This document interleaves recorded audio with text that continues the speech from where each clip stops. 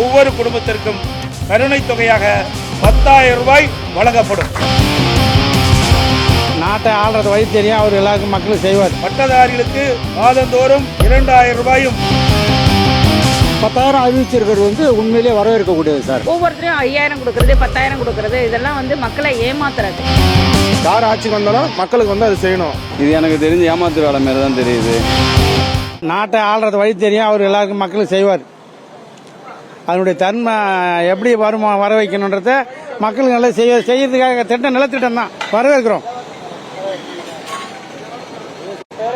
Venkatesan Nochikkadu, தேகவள்ளி panchayat sir. இந்த 10,000 அறிவிச்சிருக்கிறது உண்மையிலேயே வரவேற்கக்கூடியது sir, வரவேற்கக்கூடியது தான். ஏன் இப்போ நிதிகள்லாம் இருக்கு, அவர் மத்திய அரசு கூட இணக்கமாக இருக்கிறவர். நிதி பற்றாக்குறைகள் ஏற்பட்டால் அதை சரி செய்யறதுக்கான வாய்ப்புகள் அவருக்கு இருக்கு. அதனால அவர் கொடுக்க முடியும் அவரால். அதில் ஒன்றும் மாற்று கருத்து இல்லை, கட்டாயம் அவரால் கொடுக்க முடியும். ஆனால் ஒரு தரம் தானே கொடுக்குறாரு. எடுத்தோடனே ஒரு 10,000 கருணை தொகை கொடுத்துட்றாரு. மக்கள்லாம் பாதிக்கப்பட்டிருக்காங்க, வரி அதிகமாக இருக்கு, சொத்து வரி அதிகம், மின்சார கட்டணம் அதிகமாக கட்டுறாங்க. இதனால அவங்க அதை மீட் அவுட் பண்ணுறதுக்காக ஒரு 10,000 எடுத்தோடனே கொடுக்குறாருங்க. அப்புறம் சார்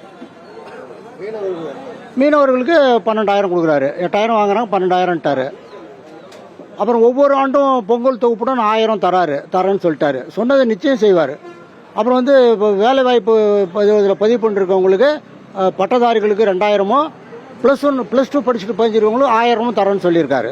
எடப்பாடியார் கொடுக்க வேண்டிய அந்த கருணை தொகை கொடுக்கறாருன்னு சொல்றீங்க 10,000. அது எலெக்ஷன் டைம்ல இந்த கருணை தொகையை எலெக்ஷன் முன்னாடி கொடுத்திருந்தா பரவாயில்ல. 2026ல எலெக்ஷன் கண்டக்ட் பண்ணும்போது ஒவ்வொருத்தரையும் 5,000 கொடுக்கறது, 10,000 கொடுக்கறது, இதெல்லாம் மக்களை ஏமாத்துறது. மக்கள் நியூட்ரலா ஓட்டு போடணும், அதுதான் என்னோட. மக்களுக்கு நல்ல திட்டம் தான் அது. மக்களுக்கு அது நடைமுறைக்கு செயல்படுத்தினா நல்ல திட்டம் தான். யார் ஆட்சிக்கு வந்தாலும் மக்களுக்கு அது செய்யணும், என்னோட கருத்தை தான். 10,000 மக்களுக்கு உதவி பண்றாங்களா, நல்ல விஷயம் தானே அது. அரசாங்கம் மக்களுக்காக செய்யறது. தளபதி ஏற்கனவே கொடுக்க முடியாதுன்னு சொன்னதை இன்னைக்கு தளபதி கொடுத்துட்டாங்க. இவர் ஆட்சியில் இருக்கிற போது கொடுக்கறோன்னு சொன்னதை கொடுக்க முடியலன்னாரு.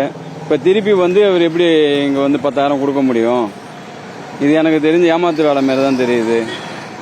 ஏற்கனவே ஏடிஎம்கே ஆட்சி இருந்த போது எடப்பாடி சொன்னாரு, அப்போ தளபதி உரிமை தொகை கொடுக்க போறேன்னு சொன்னாரு. அப்போ எடப்பாடி என்ன சொன்னாருன்னா, இந்த நிதி நெருக்கடியில் கொடுக்க முடியாதுன்னு சொன்னாரு. ஆட்சிக்கு திராவிட மாடல் ஆட்சி வந்தோடனே எல்லாருக்கும் 1000 ரூபா காசு கொடுத்தாரு. இப்போ சர்ப்ரைஸா எல்லாருக்கும் 5,000 ரூபா அமௌண்ட் கொடுத்தாரு. அதையும் கொடுக்க முடியாதுன்னு சொல்லி கொடுத்தாரு. இப்போ அந்த கொடுத்தது பயந்துட்டு தான் இப்போ எடப்பாடி 1000 ரூபா கொடுக்குறேன்ட்டு சொல்லிட்டு இருக்காரு. இனிமேல் எப்பயுமே டிஎம்கே ஆட்சி தான் நடக்கும், திராவிட மாடல் ஆட்சி தான் தொடரும்.